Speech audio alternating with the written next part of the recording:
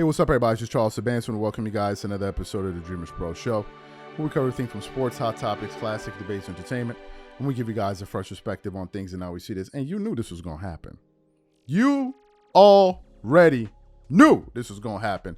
But before we even get into the show, please make sure you like the video and sub to the channel if you haven't already. Folks, we got to talk about it. We got to talk about it.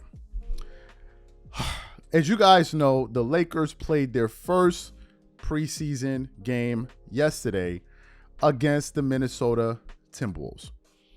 Going into that game, I was unsure, or rather unclear, of who was going to be playing in that game. I don't know. I wasn't paying attention to it. And as a matter of fact, I didn't even watch the game because it's a preseason game, right? But yesterday's game had some, particular interest in it because why? It was the first time we got a chance to see Bronny James play in an actual NBA basketball game. Although it was a preseason game, nevertheless, it was a basketball game. And I actually found out about it on Bleacher Report when I opened up my phone this morning. So I wasn't even aware of it. Then I quickly found out that Anthony Davis didn't play. I found out that LeBron James didn't play or anything like that, right? So I open up my phone and I see like a clip. It says Bronny James chase down block, and they show this kind of sequence, right? And I'm like, oh, some must have balled out, right? He must have definitely balled out. But then I went to the box score to see, okay, well, so what actually happened in the game? So I went to the box score and I looked at the game for the Lakers, and they had one starter play. No, I think two. Rui Hachimura played. Austin Reeves played, D'Angelo Russell played. Okay, so they had three starters playing that game. So I immediately went to Bronny James. Why did I go to Bronny James? Because that's what Bleacher Report, ESPN, all of these major sports media companies, this is what they were posting about. This is what they were posting about. And I went to go look at his box score, given the fact that they were posting him all over the internet. And what I saw, I actually couldn't believe that was his stat line, but they were posting all of it. So we actually want to get into his stat line. But before we even get into what Bronny's stat line was, today's video is brought to you by a sponsor, Game Time. With only 4 months left until the end of the year, I look forward to creating special moments with family and friends by attending various theaters, shows, plays, and sporting events. And when it comes time for me to look for tickets, I absolutely love to use Game Time. Game Time is one of the most reliable marketplaces for last-minute tickets to the most popular events in sports, music, and theater in more than 60 cities across the United States and Canada. Game Time saves me money, time, and peace of mind, so I don't have to sort through thousands of tickets looking for the best prices or worry about whether or not if they're authentic or whether if I'm going to receive them on time. Game Time Picks, one of my favorite Game Time tools, analyzes thousands of tickets for all of your favorite events near your location and finds you the best possible deal so you don't have to. For example, I'm looking forward to this upcoming concert at Madison Square Garden of one of my favorite composers, Hans Zimmer. Here, I can select the all-in price to see the total ticket price up front. No hidden fees. And now I can sort through the best possible deals I can find. I can choose the cheapest deals, the great deal, or the amazing deal. Once you select the ticket you want, you can use their panoramic seat view to ensure you know exactly what you're getting before you buy. And if you're like me and always make plans at the last minute, you can grab tickets up to 90 minutes after the event has started.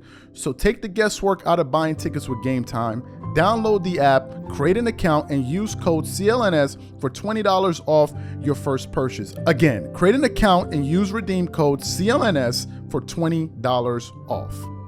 And remember, whenever you support this sponsor, you're supporting this channel. Thank you. So let's get into Bronny's stats. Okay. Bronny played 16 minutes in that game. He went 1 of 6 from the floor. He shot 0% from the three. He only attempted 1 3. He got you 1 rebound, 1 assist, and 1 block in the game for 16 points. They had other players that played in the game. I don't think their other rookie. I don't think the rookie that they picked, they drafted at the higher pick. I don't think he played. At least I'm not seeing him here in the box score. No, Dalton Knecht. He did play. So Dalton Knecht finished that game 7 of 13 from the floor, 2 of 7 from the three. He got 3 rebounds, 2 assists, 1 steal, 1 block. He did have 5 turnovers, but he has 16 points. So he was published nowhere on the internet, but Bronny James was. Now, there are going to be some people in the comments saying, you're hating on LeBron's son. You're hating on LeBron's son. Why are you picking on his son?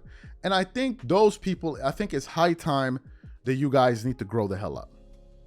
You guys need to pull your skirt down, pull up your skirt and stop acting like sissies. Seriously. I can understand if Bronny was in high school. I can understand to a certain degree if he was in college. But now Bronny's a pro. So all of the bozo activities you need to stop. He is actually a professional NBA player. A lot of you guys were twerking for it and saying he deserves to be there. Well, now he's there. So now we're going to talk about Bronny the way we talk about Ben Simmons, the way we talk about everybody else. And if Bronny's going to be getting all of this hype and praise, and there's no production to match all of the hype and praise, people are going to call it out. And I think you guys need to relax, because a lot of these defenders are going to get all up in their feelings. Oh, you're attacking. Nobody's attacking anybody. If any other NBA player plays like trash, they're going to call it out. And Bronny's no exemption. I know you guys love elitism and feel like elites are off limits.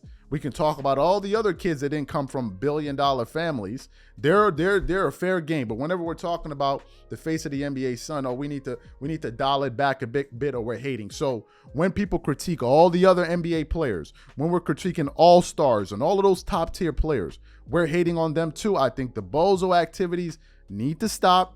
Bronny is not a little child. He's a young adult, and he's old enough to play in the NBA, and he's getting millions to do so. So I think it is 100% inbounds to point out games where he doesn't play well. Now, let's get to Bronny's production. First of all, I want to get back to where we started a few months ago. Bronny's going to receive a lot of criticism.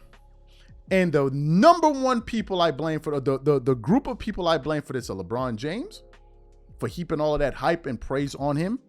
Number two, I blame the media for constantly, you see, we had this long conversation over the summer. Why are they putting so much pressure? Who is the they? Who is the they specifically? Can we put some names on it? You mean his father? You mean companies like ESPN, Bleacher Report that plastered him all over the internet when he had a game where he only scored how many points in that game? Bronny scored 2 points in that basketball game. 2 points.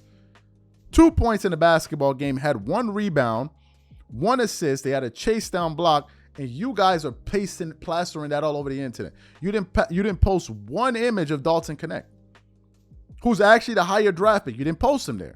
You want to post Bronny because you know it's going to bring a lot of clicks, and it's going to bring a lot of entertainment and money, and people are going to buy jerseys and all of that. So if that's what you're going to do, you got to deal with the pros and the cons. It's a double-edged sword. You can't just have it your way. Because there are going to be a lot of people like, well, wait a minute, what's going on here? Just like some people at one point were getting fed up with Deion Sanders. Initially, when the Colorado Buffaloes were winning, everybody was excited. But after a while, when they're like, well, they're not doing anything, I'm talking about last season, then they're like, okay, we need to move on to the next subject. Why are we still praising him? So I think it is fair game. Bronny didn't play well. It was a horrible game. It was a horrible game. Now, is it the first time that a 55th pick has had a horrible game? No. It is absolutely not the first time.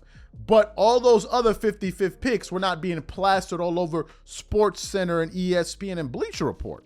They were not being shoved down the throats of NBA fans. So that was a different thing. But now you guys want to promote him like as if he's an all-star. And I see some of the LeBron fans comment. LeBron fans are just LeBron fans. It's like a healthcare plan. It's like a family package. Man, they just cover everybody. They pour the honey all over it. They like the honey poureth all over LeBron James, and they poureth all over his family. They pour the honey on everybody. Now, if you talk about LeBron James' son, you're not a good dad. That's the line Gilbert Arenas did. If you talk about Bronny James, now you're a jealous dad. So all the other players we're talking about in the NBA, we're not jealous dads. We're just people calling it like we see it. But now all of a sudden, when we talk about Bronny, we're jealous men. This is what it's come down to. And you're going to have some LeBron fans, not all of them, some of them twerking it up all over the comments section, knocking over drinks, pouring honey all over the desk, just basically hollering and screaming. The minute one of us goes out here and says, oh, you're hating on a black man's child. You're hating on a black man. Meanwhile, those would be the same dudes. Fire Darvin Ham's black ass. Fire Darvin Ham. KD's a scrub. Kyrie is horrible. Kawhi Leonard is always injured. Jordan is a bum. Kobe ain't nothing. All those other black dudes, they not black men. The minute we get to LeBron James, now LeBron fans want to pull out the black card on black men. And there's going to be a lot of this. The fact of the matter is he did not play well, or he didn't play well enough to be plastered all over social media. That's my take on it. And if this is what they're going to be doing all season long, and the production doesn't match the praise, I think it's 100% within the bounds for people to call it out. This is exactly how I feel about it. So what I want to know from the audience is, what do you think about our analysis? Do you think we're being fair or unfair? Whatever you guys think, leave your thoughts in the comment section. We catch you on the next show. Peace.